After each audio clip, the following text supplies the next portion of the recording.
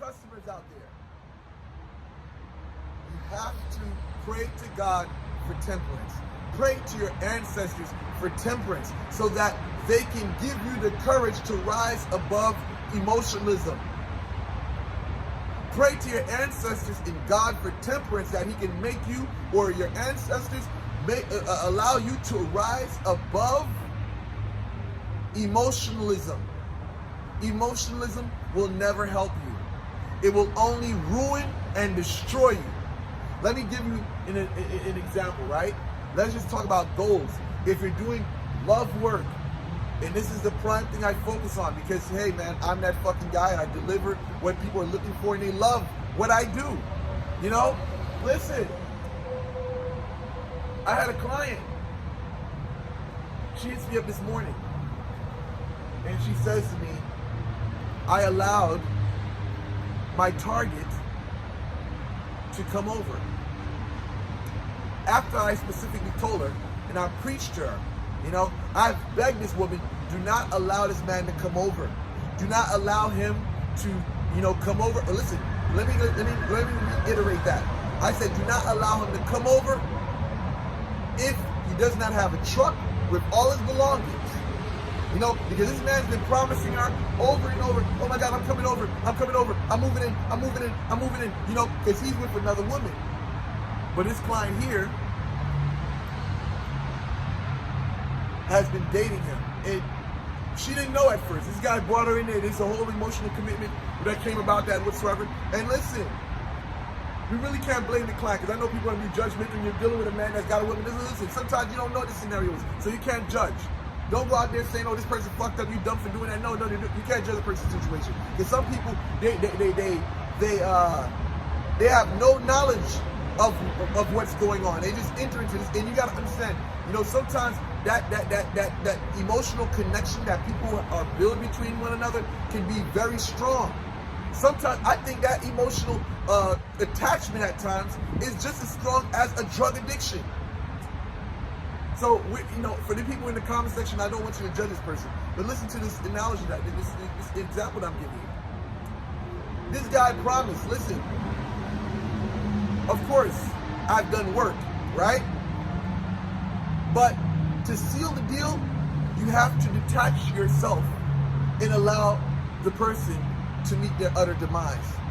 To allow life to burden them down and allow the problems at home to compel this person to leave.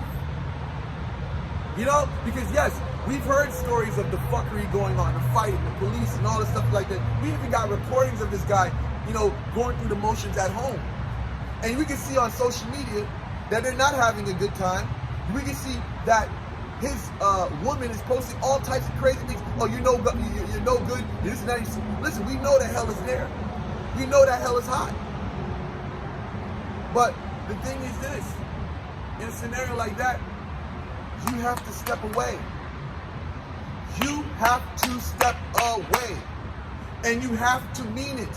When you step away, not, oh, I'm stepping away and this and that, and I'm going to go back to the same old routine. No, because a person's not going to take you serious. Every time you pick up the phone, when this person says, you know, when you say I'm not dealing with you anymore, you're with trouble, and you allow this person to come back into your life with the same fuckery, they're not going to take you seriously anymore. So when you take a stand and be like, I'm done, that person's going to laugh at you like you're a fucking joke. So now, this person has to start from square one again. Yes, all the fuckeries happen in that person's life. The destruction, the person lost their job, car broke down, all this other type of crazy shit. Yeah, that's happening. But on the line of having the person where you want them, it's not going to work out. You know, it's like you're starting back from scratch. You got to build a momentum. This guy probably called at least about 100 times. In probably a day, he probably called about 100 times. That's how crazy the man's mind was. So when a person's jonesing like that, they're under that influence. Their emotions is tearing them apart. You refrain from entertaining them until they do what you ask. When they're desperate, bitch, let me tell you something. That man, listen, in that desperate phase, that man should be willing to do anything.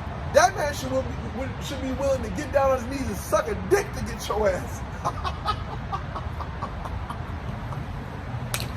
Listen. I know that sounds fucking crazy.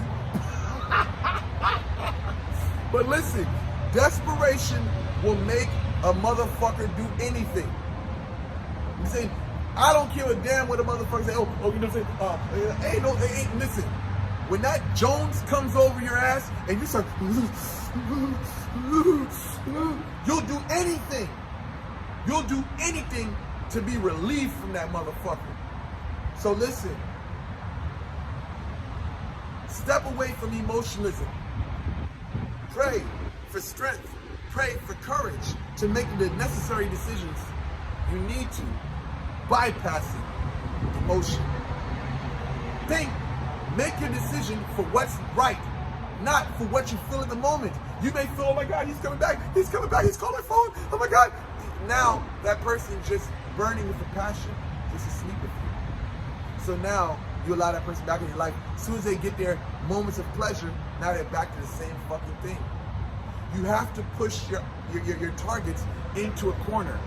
You have to put them in a position where they cannot say no. And the only way that can happen is by detaching yourself and letting the forces do what it needs to do.